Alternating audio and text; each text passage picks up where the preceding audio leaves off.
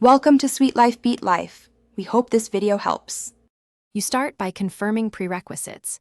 Check your iPhone model and iOS version so you know Esim is supported. Once done, locate carrier info, the QR code or activation code, and connect to a reliable Wi-Fi network so activation won't fail.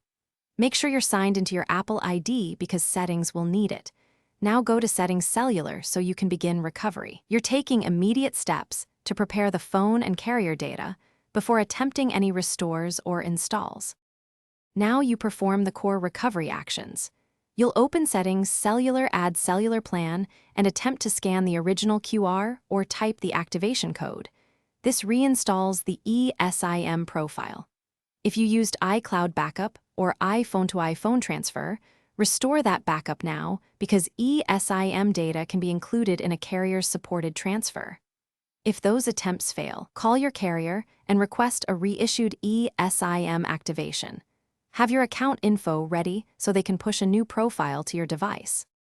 Finish by activating the plan and confirming cellular signal and data. You may need to reboot the iPhone to complete activation or toggle airplane mode on and off. This often clears staging issues. Make sure the plan appears under Settings Cellular with correct labels and data options.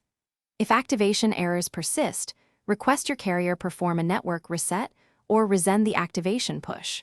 Alternatively, run Apple Support Diagnostics. Key troubleshooting tip. If nothing works, ask the carrier to reissue the Esim. Thanks for watching. Consider subscribing if we helped you.